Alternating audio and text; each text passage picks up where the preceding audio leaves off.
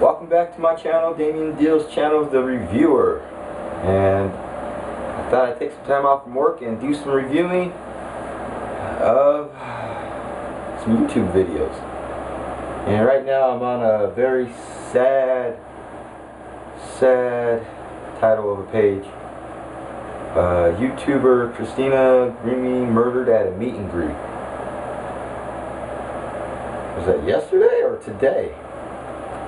Horrible. I don't even know who Christina Grimmie is, but I saw something about her being on The Voice.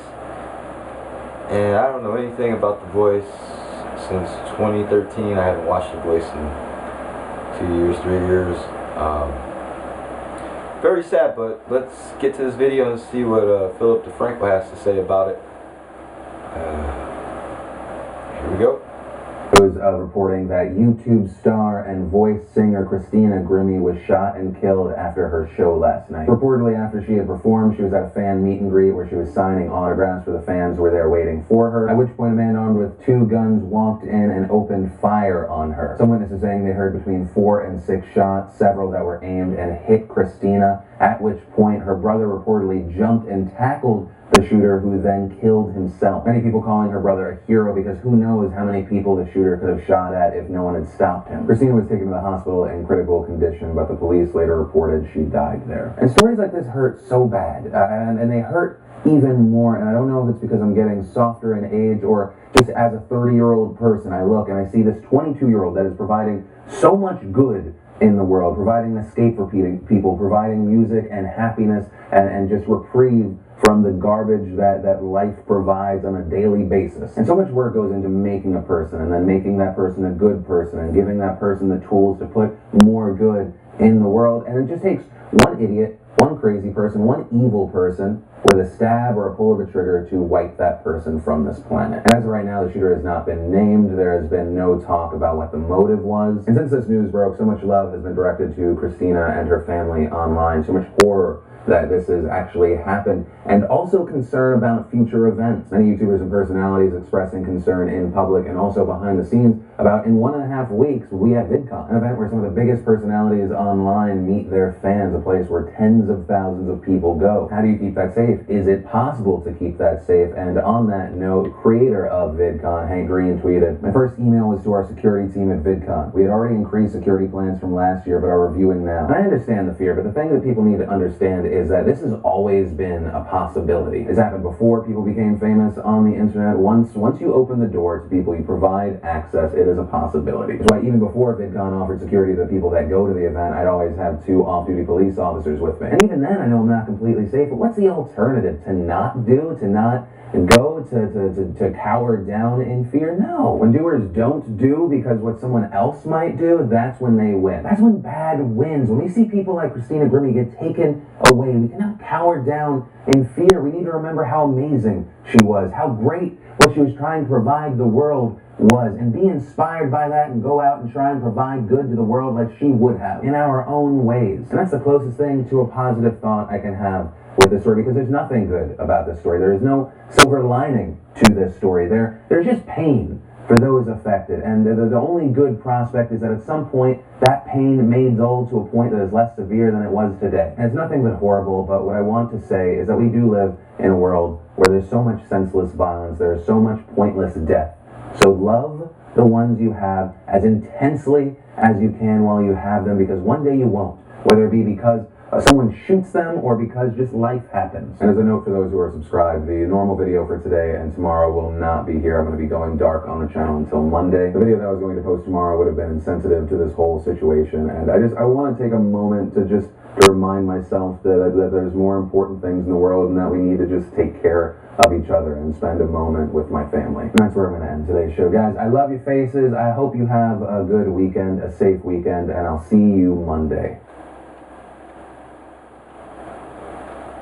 Well, shocking, but then again, it's not shocking for crazy people in the United States. I don't know what to say. Sad for them. Kind of pray for them. I don't even know what to say. Like today, I went to O'Reilly's auto parts store. There's this homeless man laying out on the sidewalk in front of the store. He asked me if I had some change. I was like, no man, I don't have any change, but I could try to get you something. I can try to get you something. What do you need? You know, he's sitting there looking at me. He's giving me a crazy eye. And it was an Asian man. And so I was like, you want something to drink? He was like, yeah. He was like, I want a Pepsi. He was like, can you give me a 20-ounce Pepsi? So I was like, alright, yeah, let me go grab you a Pepsi real quick. So I go into O'Reilly's, buy my bulb for my lights. Do that at the O'Reilly place. Gave me the wrong bulb, which I knew it was when I bought it, but I didn't want to say nothing. So I wound up having to go back to O'Reilly's like 45 seconds later, 65 seconds after I tried to put the bulb in my car. Saw the dude again. I don't know if he forgot who I was. He was like, you got some change? And I was like, no man. So I'm going to get you some pop in a minute. So then I go get the right bulb, put the right bulb in my car. Then I go back into Circle K. And I was working at Circle K today, rearranging the gift cards. But so I go into Circle K, I buy two liters of Pepsi and 20 ounce for this man. And I'm carrying it back to O'Reilly's. I'm thinking to myself, did I buy this man too much pop? And I'm like, maybe. But he's homeless, you know. Never know how long he's going to be sitting out there in the sun and stuff, or who knows, whatever. He just said he was thirsty. When I asked him if he wanted some food, the motherfucker yelled at me and he was like, no, I just ate. I said, alright. This is before I went to go get the pop, so I was already like, I don't know if I really want to help this dude, but yeah, I'm gonna go help him anyways.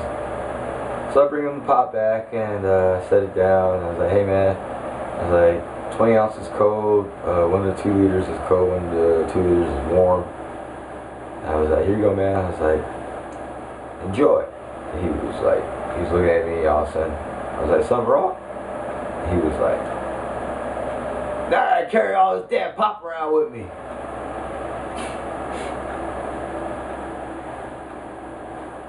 So all I could do was just smile and say, hey man, alright, well hey, how about I grab the warm Pepsi and you keep the 2 cold ones? Would that help you out? He was like, yeah. I said, alright man, thanks. I don't even know why I said thanks to him, but I was the one who gave him the pop, but just trying to help him out.